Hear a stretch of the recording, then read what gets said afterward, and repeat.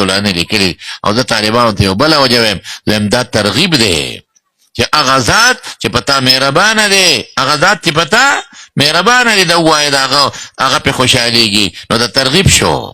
ها بیا راځي خفیفتان اللسان، دام ګورې کنایه د سهلتان نه ده. او په ژبه ولې اسانې دي، خفیفې دي. نو بس ما دې کې څه ګرانوالی دی، خو زه تاسو ته یو ټکې وایم، دې کې مبني نشته، مبني ثقیلې په نسبت د معرب. ولې بعضې اعرابات پې نه راځي؟ فعل پکې نشته ثقیلې په نسبت د اسم، ولې بعضې اعرابات پې نه راځي؟ غیر منصرف پکې نشته ثقیلې په نسبت د منصرف. نو نه فعل نه غیر مبني او نه غیر منصرف. تنافر د کلمات غدائرها مستجزرات للعلا تدل العقاص في مسلى ومرسل اپکې نشته. او بل دا قریب المخرج حروفا قبر حرب بمکان قفر والا یا ترکتها تأکل الهاعیا، دا پکې نشته. نو خفیف شو. او دا علم قراءت هم چې کم سخت الفاظ هم پکې نشته. ثقیلتان فی المیزان، ولی ولا ذکر الله اکبر. دا هر یو جمله حرف عاطف نه راوړي، دا د مخکې دپاره دلیل دی ګورئ او ترغیب دی. نو ابن الحمام خو ته مبتدا وی او موی خبر مقدم تشویقا ثلاثه تشرق الدنيا ببهجتها شمس الضحى وابو اسحاق والقمر، هغې د قبیلې نه شو. معنا څه؟ دوه خبرې دي ګوره، ډېرې نه دي. نو ویې وایه الله ته خوښې دي، دا دویمه شوه. نو چې د خدای کوم شی خوښې ترغیب شو ویې وایه الله خوشحاله کا. او رحمان بل ترغیب دی چې ډېره مهربانه ذات ته خوشحالول پکار دي، مزید مهرباني به وکړي. او څلورم خفت علی اللسان بل ترغیب شو. او ثقل فی المیزان بل ترغیب شو. او دا دفع د اوهام هم دي ګورې ښه، دو کلمې الله ته محبوبې دي. نو بیا خو پې ډېر وخت لګي، ځکه چې الله خوښې دي خو سړی پې کړېږي که نه. العطایا علی قدر البلایا، وینه خفیفې دي په لسان. بیا سوال راځي چې خفیفې شوې نو بیا به وزن کمی نو وینه ثقیلتان فی المیزان. او دا مجموعه وروستنۍ دوه جملې تاویلا مبتدا مؤخرې دي. سبحان الله وبحمده سبحان الله العظیم. ډېر اختصار به وکړمه. څوک وایي اسم مصدر دی، راجح همدا ده. څوک مصدر ورته وایي، هلکه مصادرو کې خدا نشته. نو وایي د ثلاثي مجرد مصادر دې کې قیاس ته دخل نه یو وجه ده. او څوک ورته علم مصدر ورته وایي، هلکه علم خو اضافت نه کېږي.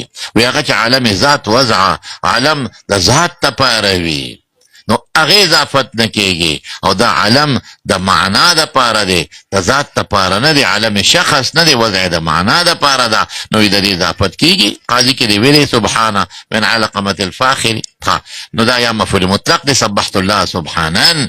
او مفعول مطلق د تاکید هم دی او د نوع هم دی. او یا مفعول به دا وسبح الله مثل تسبیحه لنفسه. او بحمده ته د جملې په جملې ویل شي احمده بحمده. او حال من حال كون متلبسا بحمده. او العظیم نه عظمت ذاتی ما خلو، عظمت صفتی ما خلو، او عظمت فعلی ما خلو. نو که عظمت ذاتی شي نو توحید په ذات شو، رد شاغه په شرک په ذات باندې. او که عظمت صفتی شي نو بیا بس شي توحید په صفات او رد په شرک په صفات باندې. او که عظمت فعلی شي نو توحید په الافعال او رد راغه په شرک په الافعال باندې. بس سبحان مقدم که د 15 وجه مې بلو طالبانو ته وي، تاسو ته به یو ویم چې تخلیه دی پکې. مکرر ولې راوړو؟ رد په فرق باطله و دی. ځکه د الله د پاره صفات مذمومه ډېرو خلکو ثابت کړي. بچی وایي څوک ولا لور ګڼي په غیرت شو. حمد کې بچارت نه دی، حمد خپل صفاتونه صفات جلال الله له ثابتې پای کې څوک انکار نه کوي. بس دا څو خبرې مې ترونه عرض کړلې. اخره کې به ته یو ټکي ویم چې حضرت ابو هریره فرمایي چې دا کلمات تر ورځې سل ځله ووایي. من قال سبحان الله وبحمده سبحان الله العظیم في اليوم 100 مرة محيت ذنوبه وإن كانت مثل زبد البحر وفي رواية وإن كانت أكثر من زبد البحر. سل کرته دی وي دا ګناهونه د دریاب د زګ عمر هغې نه زیات مې الله به درته معاف کړي. ټول به وایي ښه. او زنانو ته مې اخره کې بیا دا ترغیب در کوم، بس په دې به اکتفا وکړم. اخره کې داسې حدیث راوړه سبحان دی پکې چې د مجلس کفاره شوه.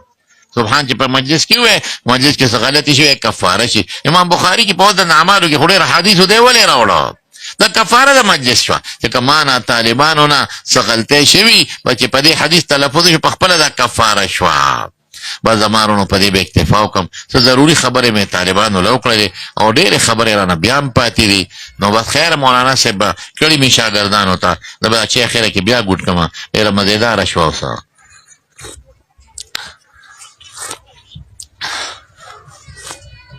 جزاكم الله واكرمكم الله.